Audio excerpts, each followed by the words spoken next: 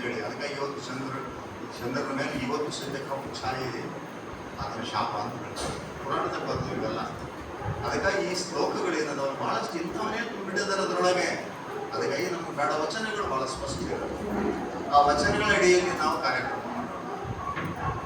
ಪ್ರಾರಂಭ ಮಾಡ್ಬೇಕು. ಈಗ ನಾವು ನಮ್ದೊಂದು ಗುಂಪು ಕಟ್ಟಿಕೊಂಡಿದ್ವಿ. ನಾವು ಬಹಳಷ್ಟು ಜನ ಇಲ್ಲಂದ್ರೆ ಲಿಂಗಾಯತರೊಳಗನೆ ಇವತ್ತು ಪರಿಸ್ಥಿತಿ ಹೆಂಗಿದೆ ಅಂದ್ರೆ, ಲಿಂಗಾಯತರಿಗನೇ ಈ ಲಿಂಗ ತತ್ವ ಏನಂತ ಕಲಿಸೋದ್ರಲ್ಲಿ ಬಹಳಷ್ಟು ತೊಂದರೆ ಆಗ್ತಾ ಇದೆ. ನಮ್ಮದೆಲ್ಲವರು ಈಗೀಗ ಸ್ವಲ್ಪ ಪರವಾಗಿಲ್ಲ, ಆದ್ರೆ ಒಂದು ಕಲ್ಯಾಣ ಮಹೋತ್ಸವ ಮಾಡೋದು ತಯಾರಾದ್ರು ಅಂದ್ರೆ ಗಂಡ ಒಪ್ಪಿರ್ತಾನೆ ಮನೆಗೆ ಹಿಡಿದು. ಅದೇನ್ರಿ ಪಂಚಕಳಸ ಹೂಡಲ್ಲ ಅಂದ್ರೆ ಕಥೆ ಹೆಂಗ,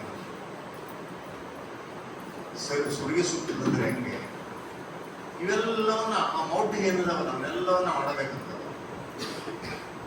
ನಮ್ಮ ಮದುವೆಗಳು ಹೆಂಗಿರ್ತವೆ, ನಮಗೆ ಮುಖ್ಯ ಆಧಾರ ಯಾವುದು? ಶಿವಯೋಗ.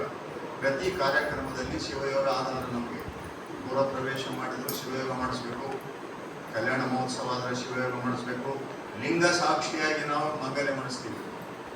ಲಿಂಗ ಅಂದ್ರೆ ಸೃಷ್ಟಿಕರ್ತನ ಮಹಾ ಬೆಳಕು. ಆ ಸಂದರ್ಭದಲ್ಲಿ ಆ ಥರ ಮಾಡುವಾಗ ಅವರಿಗೆ ಕನ್ವಿನ್ಸ್ ಮಾಡಿ ಹೇಳಬೇಕು. ಅಪ್ಯಾಯನ ಪ್ರಸಾದ, ಅಕ್ಕಿ ಚಲ್ಬಾಡ್ರಿ, ಪುಷ್ಪ ಹಾಕಿರಿ, ಇದನ್ನು ತೆಗೆದೇ ಬಹಳ ದೊಡ್ಡ ಸಮಸ್ಯೆ ಆಗಿದೆ. ನಮ್ಮ ಕಡೆ ಬೇರೆ ಸಿಂಧೂರಾಗ ಬೇರೆ ನೀವು ಮದುವೆ ಮಾಡ್ತಿರ್ತಾರೆ, ಆ ಹುಡುಗ ಹುಡುಗಿಯ ಬೂಟ್ ಹಾಕೊಂಡಿರ್ತಾರೆ, ಆ ಬೂಟ್ ಕಾಣದಾಗ ಮುಚ್ಚೋಗಿರುತ್ತೆ ಅಕ್ಕಿ.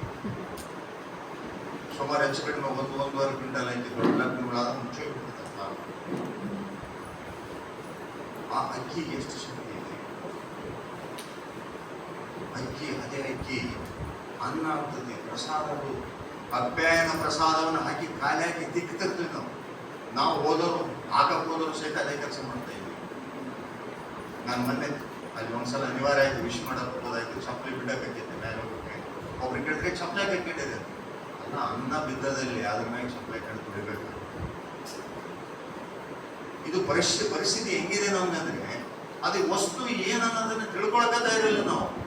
ಹಿಂದೆ ಮಾಡಿಲ್ಲನ್ರಿ ಒಂದು ಪ್ರಶ್ನೆ ಕೇಳ್ತಾರೆ, ಹಿಂದೆ ಮಾಡಿಲ್ಲನ್ರಿ. ಸರಿ, ಹಿಂದೆ ಹೆಂಗ್ ಮಾಡ್ತಿದ್ರು? ಯಾರಾದ್ರೂ ಬಹಳ ಹಿರಿಯರಿದ್ದರು ನೋಡ್ರಿ, ಶಾಸಿ ಕಟ್ಟೆ ಅಂತ ಬರೀತಿದ್ರು, ಅದ್ರ ಮೇಲೆ ಕಂಬಳಿ ಹಾಸ್ತಿದ್ರು. ಕಂಬಳಿ ಹಾಸಿ ಅದ್ರ ಮೇಲೆ ಇವ್ರಿಬ್ಬರು ಕುಂದಿರಿಸಿ ಅಲ್ಲಿ ಬೀದರ್ ಕಡೆ ಗುಲ್ಬರ್ಗದ ಕಡೆ ಅಂದ್ರೆ ಜೋಳ ಹಾಕ್ತಿದ್ರು, ನಮ್ಮ ಕಡೆ ಅಕ್ಕಿ ಹಾಕ್ತಿದ್ರು. ಅಕ್ಕಿ ಹಾಕಿದ ಮೇಲೆ ಅವ್ರು ಎದ್ದು ಈ ಕಡೆ ಬಂದ್ಮೇಲೆ, ಮಂಗಲ್ಯ ಹಾಕಿದ ಮೇಲೆ ಬಂದ್ಮೇಲೆ ಅವನ್ನೆಲ್ಲವನ್ನ ಆ ಊರಿನ ತಳವಾರ ಬೆಳ್ಕೊಂತಿದ್ದ.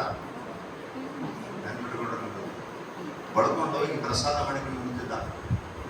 ಅದು ವೇಸ್ಟ್ ಆಗ್ತಿರ್ಲಿಲ್ಲ. ಇವತ್ತೇನಾಗಿದೆ, ಇವತ್ತಿನ ಕತೆ ಚೆಲ್ಲುವ ರೀತಿ ಹಿಂಗಿದೆ. ಯಾವುದು ಸೃಷ್ಟಿಯಲ್ಲಿ ಅಮೂಲ್ಯವಾಗಿದೆಯೋ, ಯಾವುದು ಸೃಷ್ಟಿಕರ್ತ ಅದನ್ನ ಯಾವುದಕ್ಕಾಗಿ ಕೊಟ್ಟಿದ್ದಾನೋ ಅದಕ್ಕೆ ಬಿಟ್ಟಿವಿ, ಕಾಲ ಹಾಕಿ ಕುಳಿಯಕತ್ತೀವಿ. ಇದು ಬೇಡ ಅಂತಂದ್ರೆ ಅರ್ಥ ಆಗಲ್ಲ. ಇಂಥ ಸಂದರ್ಭದಲ್ಲಿ ನಾವಿದ್ದೀವಿ. ಅಂಥ ಸಂದರ್ಭದಲ್ಲಿ ಮದುವೆ ಮಾಡೋದು ಬಂದು ಮತ್ತು ಇನ್ನೊಂದು ದೊಡ್ಡ ಒಂದು ಸಂದಿಗ್ಧ ಪರಿಸ್ಥಿತಿ ಏನಂತ ಹೇಳಿದ್ರೆ, ನಾವು ಇಂಥ ಕಲ್ಯಾಣ ಮಹೋತ್ಸವ ಮಾಡುವಾಗ ಇಬ್ಬರನ್ನ ಬೀಗರ್ನ ಮನ ಒಪ್ಸೋದೈತಲ್ಲ, ಅದು ಬಹಳ ಕಷ್ಟ. ನಮಗೆ ಮಹಾರಾಷ್ಟ್ರದಲ್ಲಿ ನಾಗಣಸೂರ್ ಅಂತೇಳಿ ನಮ್ಮೊಬ್ಬರು ಶರಣರದಲ್ಲಿ ಸೋಮಶೇಖರ್ ಕೋನಾಪುರ ಅಂತ ಅವ್ರ ಮಗನ ಮದುವೆ. ಅವ್ರ ಮಗನ ಮದುವೆ ಅಂತ ಬಸವ ಭಕ್ತರು, ಪಕ್ಕ ಬಸವ ಭಕ್ತರು ಅವರು. ಆದ್ರೆ ಬೀಗರು ಬಿಜಾಪುರ